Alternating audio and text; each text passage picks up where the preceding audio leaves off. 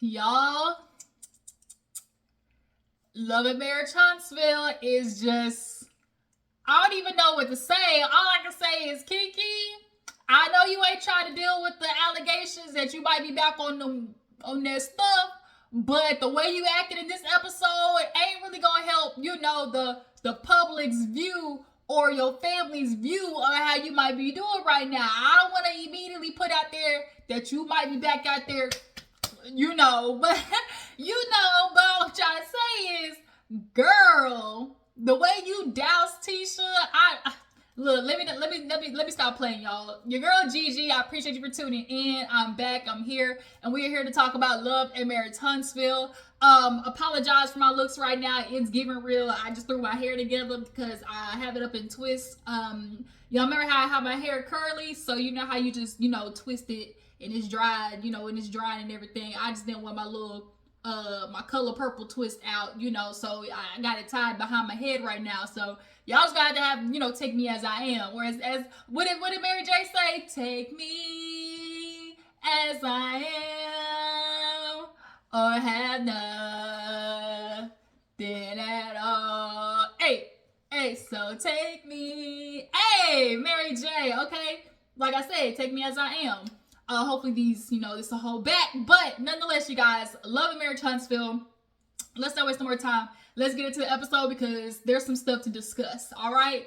I watched the episode like 1.5 times. So if I miss anything, y'all know what to do. Drop down in the comments and we can discuss about it. Everybody, let's get this video up to 15 likes. Y'all make sure to hit that thumbs up button and drop down the comments. Get the interaction going so your girl's channel continues to grow. All right. We got to get the Juice Box crew. Just keep on going. All right. Okay.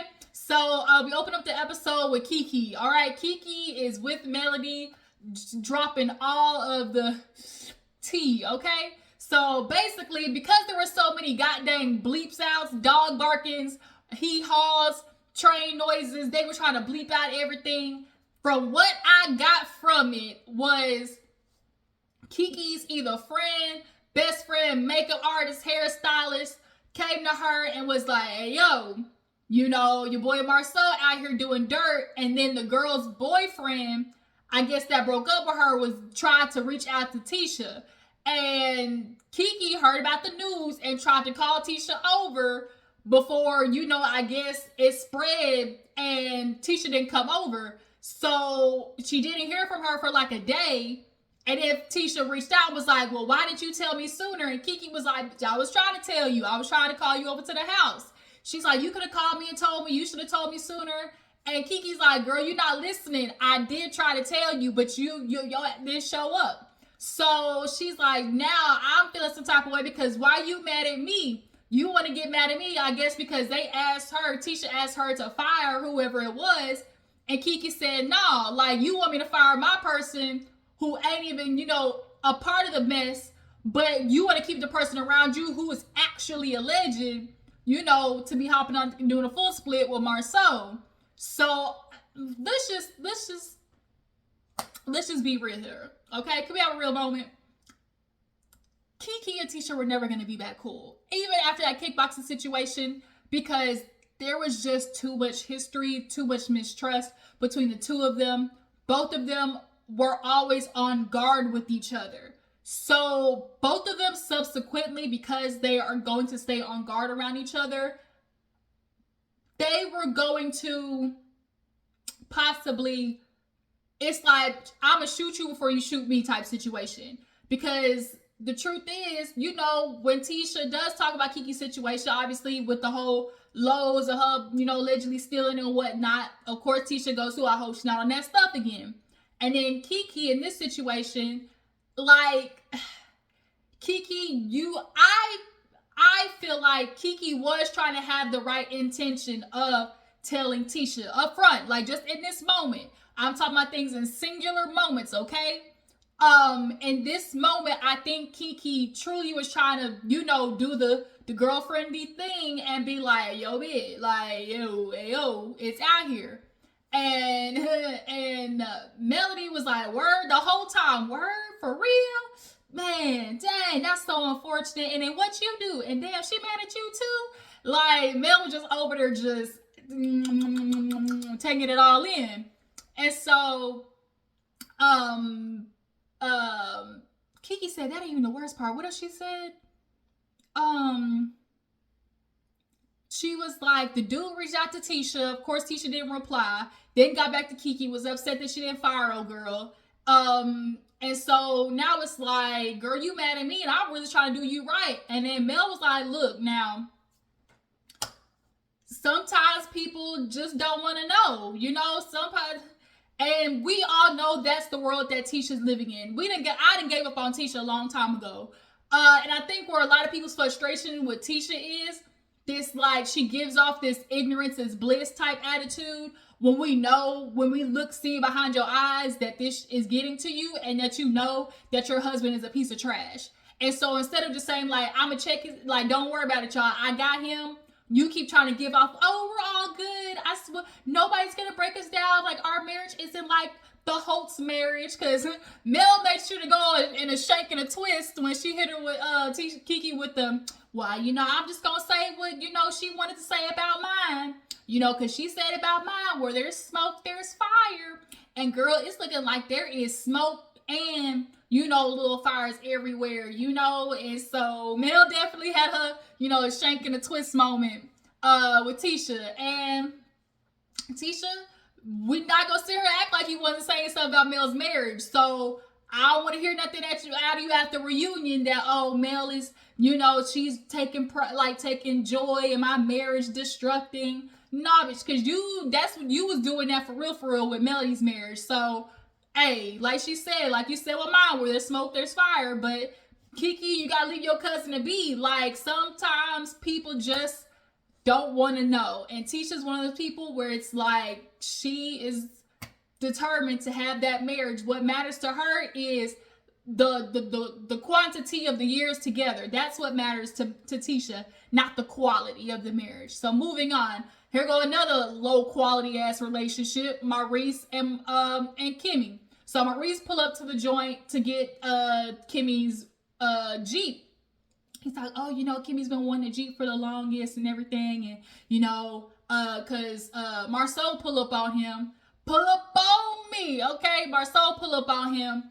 And he's like, yeah, you know, I'm just really realizing how short life is and everything that Kimmy's been going through. And, you know, she's been wanting a Jeep for the longest. And every time, you know, she said when I was like, nah, how about you get a Maybach? Or, nah, how about you get a Lamborghini? You see how he don't listen to Kimmy? Every time Kimmy's literally telling her what she wants, it's not computing. Even down to something so simple as a car. See, you want her to get a car that makes you look good. That's why you want her to have the Maybach, the Lamborghini. See, those are name brand stuff that make you look good, okay? It looks good to say I got my woman a Maybach, okay? But a Jeep, that's what she wanted. She said she wanted a Jeep.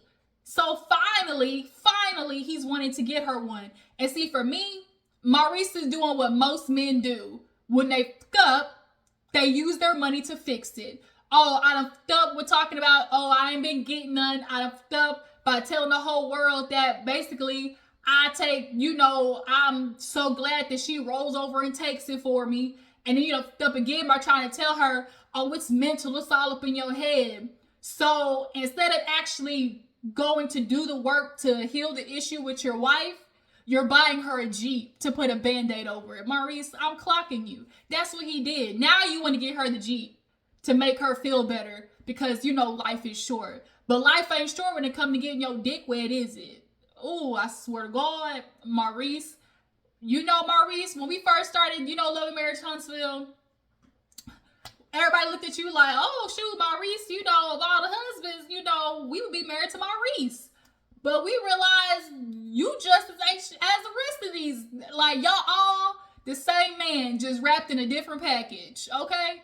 So, he's like, yeah, we're going to do a barbecue. You know, we want everybody to be good. And so he talks to Marsau about, you know, being good with Courtney and Stormy. And he's like, man, I ain't got no problem with them. You know, he's like, well, at the hall meeting, like, shoot, it wasn't looking good. He was like, it don't make me no, never mind. I got what I got from the meeting, you know. See, Marsau definitely knows how to throw his little shade in there. It's gonna go exactly how it was before when we didn't know who they were. Cause he said that again with Tisha. So that's definitely him trying to throw his little shade in there. I mean, we just gonna go back to how it was before we met them and we didn't know who they were. Like, Marsau, I see you. So Maurice decides he want to talk to Marsau about his, his intercourse life. Basically talking about how he ain't getting none. And Marsau was like, bro, why are you talking to me about this? We ain't talked about, the SCX since we was 12 and lying about getting some. And so Maurice was like, yeah, we used to do it 3-4 times a week. And so he's like, we done gone down like twice a month.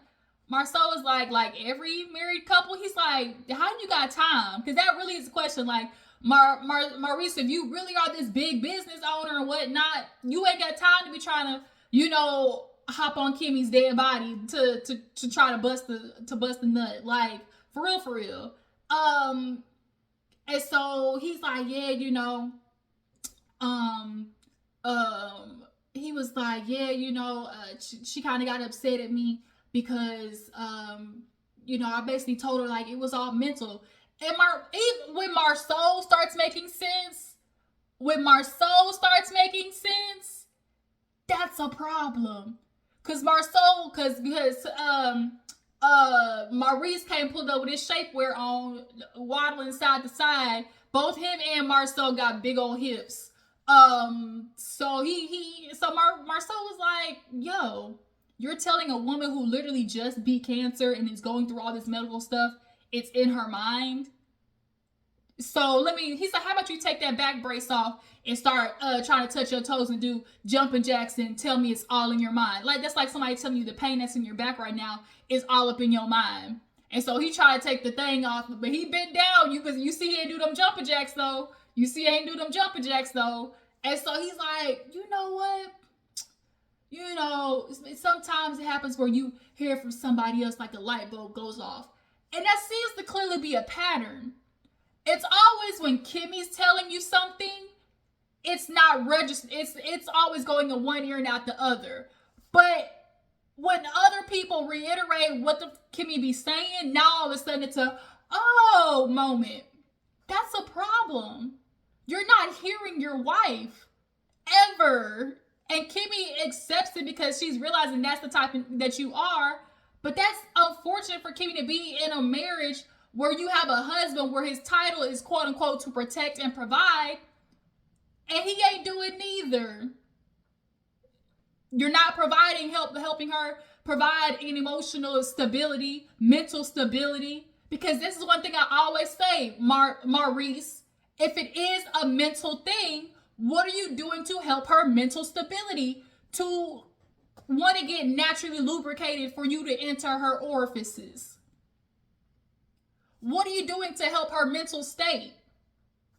Is she coming home to a house to have to still clean up dirty dishes, doing laundry behind your son with his lazy ass learning behind your lazy ass? Because that's what it's looking like. Oh, that made me mad. And then had the joke talking about, Kimmy, she talking about she wanted to ride with the Jeep with the top down through her hair. He tried to make a joke about her not having no hair. And even Marsau was like, yo, like, I get you trying to make a joke, but like, no. Like, you always, Marsau and Maurice, y'all always joking at other people's expense. Like, that whole scene with Maurice, like, the fact that it's taking somebody else, like, it's always taking somebody else to make it click for you to how to take care of your wife. That is the messed up part. And I'm just constantly, Kimmy, if you see this, whatever, girl, I love you. But I like I said in one of my other reviews, like, what do you genuinely get out of this relationship? Like, for real. What are you getting back from Maurice out of his relationship? Moving on. Stormy and Courtney, basically Stormy, she ended up having to go to the hospital. She had strep throat, streptococcus as the long word is, and streptococcus, I think it's called, and it was starting to progress into like basically almost like a toxic shock syndrome. So she had to put on antibiotics. That he got her in another room and stuff like that. And Courtney basically came in to check on her. And he's like, I've been trying to tell you all the time to slow down. I've been trying to tell you like take a break. And she's like, yeah, I know, but I just can't do it. And when he said something so simple. He's like, he's like, I like when you in a healthy space. He's like, I want to make sure you're always healthy. Do we hear stuff like that from Marsau and Maurice? Martell? we can definitely tell the difference in the type of husband that Courtney is and the type of husband that them three stooges are, who want to go skate off down to Atlanta, and then when stuff start burning up, start throwing gasoline on each other. Cause boy, when that went up in flames, all of them was like throwing gasoline on each other, like, look over there. So we see the difference in how Courtney interacts with his wife and appreciates his wife and how he wants her to be healthy, unlike these other Negroes. So I will say though, I am noticing a trend with Stormy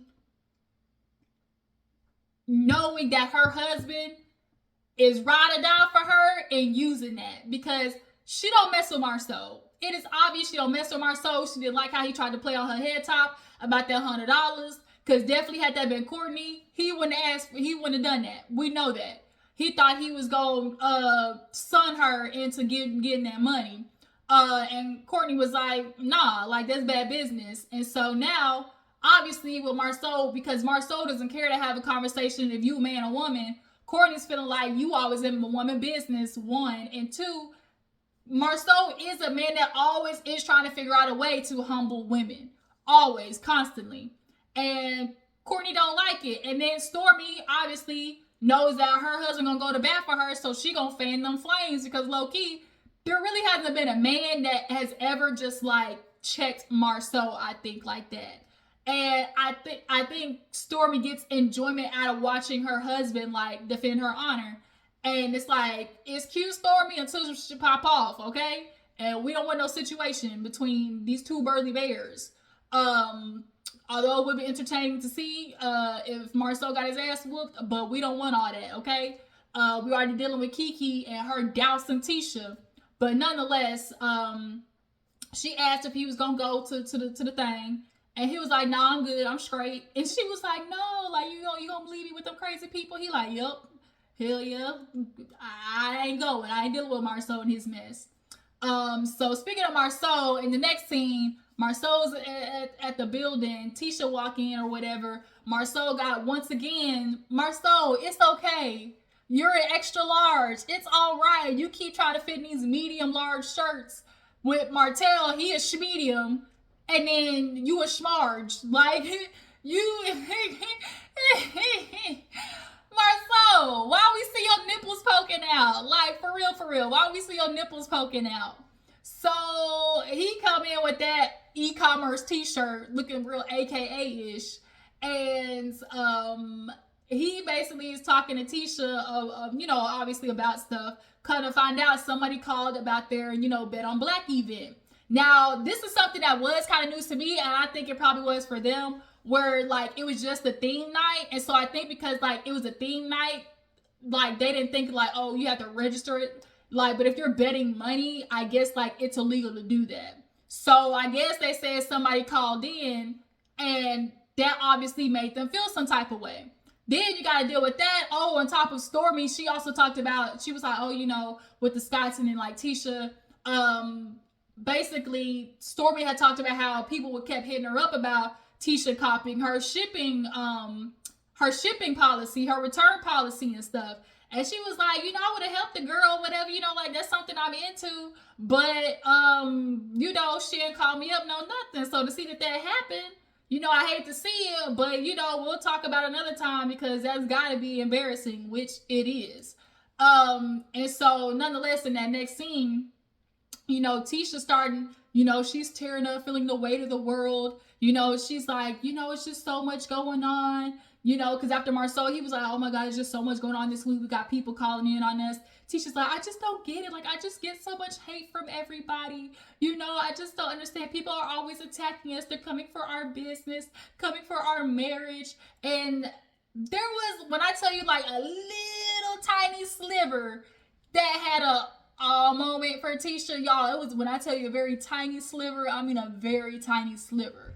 Because I know sometimes there that there is unwarranted attacks toward Tisha, and the fate of, like, when there's reality TV, there's always going to be that certain set of people that just do too much. That's just what they just do too much. So I think that's the part where I feel like a little bit of sympathetic for Tisha in that regards.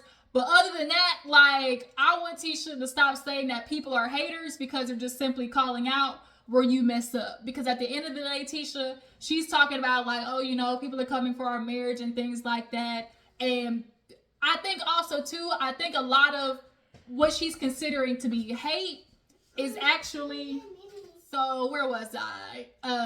Tisha basically talking about her relationship and how people come for her marriage and how people are haters, that called out the fact that the whole situation with her shipping and return policy was related to Canvas. Now, here's one thing that I was confused about, and I think a lot of people were confused about, which was the Mila and Macy line up under Canvas? Like, was this something that, because you know you can use like bigger companies, you know, their warehouses or their what do they call it? Their what is it called? Basically just their resources, and you can build a company up under them, and you can use like their manufacturing, that's the word, and you can use like their manufacturing and things like that. So I don't know if that's what it is, but if not, you know, Tisha was like, basically, you know, she kept getting called out for this website having Stormy's info, and it was giving real amateur hour. And so Tisha's upset because she's like, you know, I paid somebody a lot of money to make this website. And, you know, Marsau basically tried to put a band-aid on it, like, oh, you know, maybe they just used the template. And they could have. But the thing is, Tisha, this is where you got to come in and be like, you know, proofread. Like, you got to proofread. You can't, like, I don't know how she missed that. But she was like, oh, you know, people are just haters. It was haters who called it out. Well, people got to go to your website to, you know, to look up your products. So it could have also been customers who was like, I see Stormy's name, like, because like this ain't making no sense. Like, people aren't haters simply because they call out the whackness that goes on between you two Scott individuals.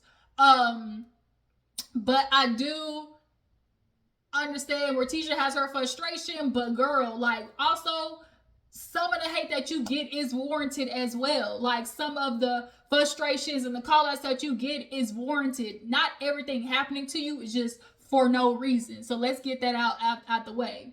But yeah, she was tearing up, and Marsau was trying to lift her up, you know, lift her up with like his titties, because he definitely needs it, a brassiere, because I told y'all his nipples was poking out in that t-shirt in his smarge top. It's okay, Marsau, let it go. You are an extra large. It's okay. We finally had the barbecue, okay? Everybody showing up. Male chorus showed up looking real cute. Kimmy and Maurice, they getting on the grill. And Melody's shirt, you could see the lettering, but you couldn't necessarily see what it said. And so Kimmy looked at the top, and she was like, I'm on with you. Melly definitely has figured out a way to be real passive aggressive, real sneaky base when it comes to the shirts that she wears. Just like when she met up with Marsau and she wore her millimeter top. This is kind of like she definitely showed up to the party just like, I'm on what you on. And so she was like, girl, yeah. And she's like, Kimmy, what you on? Kimmy was like, I'm on the grill. So Melly shows up looking real cute. Who showed up next? Stormy. Courtney pulled up. He pulled a Croy and Kim, where he basically Stormy was Kim. He dropped her off and stayed outside ready for that text like, hey, pull up. And so Stormy talked to Maurice and Kimmy, and they're like, where's Courtney? She like, he ain't coming. And they were like, wow, like, we trying to, like, we cool. Even Marsau said he cool. And Stormy was like, yeah, well, Marsau said he cool with him, but Courtney ain't cool back. Like, that's what it is. And so Kimmy Maurice was like, man, for real? She's like, but he did tell me to bring a plate, though. And she was like, we can stop talking about it because Courtney's not here. Like, Stormy definitely comes with an air of just, like, attitude sometimes, and that's her, you know? So, yeah, after Stormy, then Melody came, and then we get Tisha and Marsau. Of course, Marsau and his cigars. He be lighting his cigars to make him feel like somebody. You not Dos Equis, my friend. All right. And so everybody's, you know, kind of somewhat having a good time. You know, the meat's on the grill. Everybody's sitting down. The Fletchers show up. I definitely have been enjoying the Fletchers this season. Nell, Chris, they all sit down. They start playing, you know, for some money. So Martell show up, and he actually has a top that fits on, and he come around saying F hi to everybody, and he try to say hi to Mel. And of course, y'all know Mel gave him the what's up, Mel? Chris, you got another $10, Chris? All right, Chris, put the card down. He's like, all right, and that's why he can say, all right, then. Like, and so of course, Nell and her, I understand where Melody is coming from. I get both sides, because there was definitely times I didn't want to talk to, you know, Chris either when we were in the midst of our separation. And see, Nell, y'all situation might have been messy, but I guarantee it wasn't messy as this with the Holtz, you know, because this man quite literally is trying to take her kids. He tried to file for full custody and don't even got a place to live. That don't even make sense. Where were your kids gonna stay? Where is the house, Lewis? Where is the bedrooms, Lewis? Martell has nowhere for his kids to stay, trying to fight for full custody and child support. Melody absolutely has the right to be giving this man the cold shoulder, because at this time, I think this was the same exact time that they were fighting in court. And then not only that, we're about to deal with like the revenge, you know, the Pino situation, because Martell has lost all access to Melody. And not only that, Melody no longer owes him freak all, like she owes him nothing. And Martell does not know how to react to that, especially like when you're in a situation is with people who have narcissistic traits. Their energy is based off of what they take from you. And Martell has always used Melody not only to make him look good, but to take energy from her, take motivation from her. And when he sees her all flourishing, it makes him feel like ass. And then not only that, like it makes him only want to seek vengeance on her more. Because when you get away from people like that, it pisses them off when they no longer have that access to you. And so they'll do everything they can to seek vengeance. And that's what Martell has been doing. That's what we've noticed Martell has been doing ever since she left him. He has been doing everything he could to make Melody look bad, seek vengeance, make life hard for her. And Melody's not gonna let him win. So I'm here for her ignoring him. But the party show up, y'all. We gonna call Keke the party, the life of the party. She show up, go over there, try to say hi to Tisha. Tisha got up, huh? You need help on the grill? All right, I'm coming. And she was, so Keke was like, oh, okay. Okay. But Keke definitely had a moment of, we want to talk about mothers. All white chicks, we want to talk about mothers. She was like, okay, this what we on? Like Melody Tisha said, I'm on what you on. So Tisha said, okay, if you see me and you trying to say what's up, ski, okay. Keke said, all right, I know what's up. Ski right back. So she sit down. She watches Keke watches Stormy, Marsau, and Tisha playing the card games. And so she calling, of course, Tisha stupid, you ignorant, that's so immature, you mad at me. So she's like, Stormy, you heard what happened? And Stormy kind of was like baffled. And so she's like, let me tell you what happened. So Keke's like, she want to be mad at me because did you hear about how, and this is where they start bleeping out everything. She tried to tell me to fire Bleep, and I was telling her be mad at Bleep because she's the one that was trying to sleep with Marsau, and they brought it to me. I wasn't seeking nothing out. And she told me like I was messed up, and it was like, girl, that's why I called you over to my house. And as she's speaking, obviously it's loud enough for Tisha and Marsau to hear. And they were doing everything to ignore Keke, and that's what riled Keke up even more because she was wanting the confrontation with Tisha, but Tisha was not finna have it at all. And so even Stormy got to the point where she was like trying to play cards, and Keke looked at her like straight up. She grabbed her arm like, girl, you listening to me? And it's just where you look at that moment where it's like, Keke, all right, now this is where we starting to. All right, we starting to go over the cliff here. You not starting to look in it's starting to get really erratic. That's when it started. It's starting to give.